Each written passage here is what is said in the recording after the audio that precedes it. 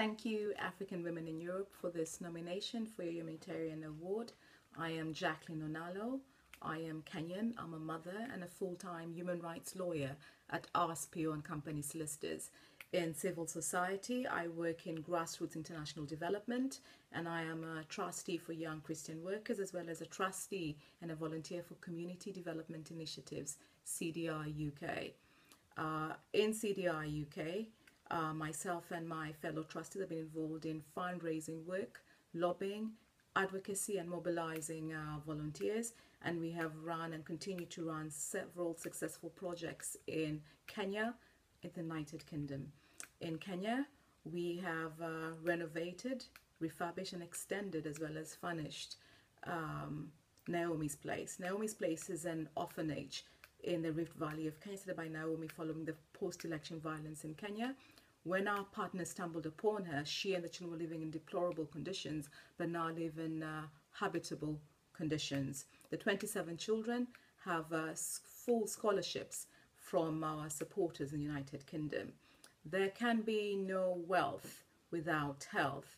And in this regard, following the strategy that I've mentioned before, we've been able to extend, renovate and equip an old colonial building, which now stands as Trinity Medical Center, providing medical care for hundreds of inhabitants in this rather remote area of Kenya. There can be no sustainable development without involvement of the youth, and with our partners, we run a project called Finding Your Voice. It's a performing arts project using plays, using drama, to articulate youth issues and also to carry out advocacy projects. The actors and actresses have then received funding to start their own businesses and are now independent micro entrepreneurs. In the UK, we run Manna Meals.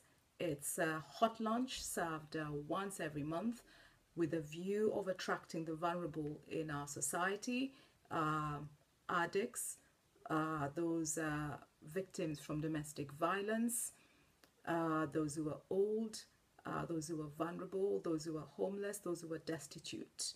The project has been successful, and we hope to use this as a prototype for other community groups to run similar projects. I have been involved in research work in the past 6 months in Dandora, which is a slum in Nairobi city in Kenya. There's a dump site in Dandora dump site, which is the largest dump site in Kenya and probably the second largest dump site in Africa. On this dump site, you have children as young as 5 and 8 years old, adults who are over 60 years old, who live on the rubbish. They eat the food that has been dumped there from the city.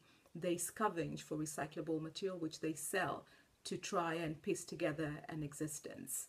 The aim of the research was to identify the issues affecting these dump site workers and to design a project as a form of intervention to give this dump site dwellers and workers the dignity and the quality of life which they deserve. Following our research, we had a stakeholder meeting with stakeholders from both the private and the public sector, and we were able to secure 100 fully funded bursaries for 100 places for secondary school students. We were also able to get 5 acres of land with a guaranteed offer to put up an ECD school. The remainder of the land has been earmarked by our partners, DADREC, to construct a vocational training center when funding is available in the future.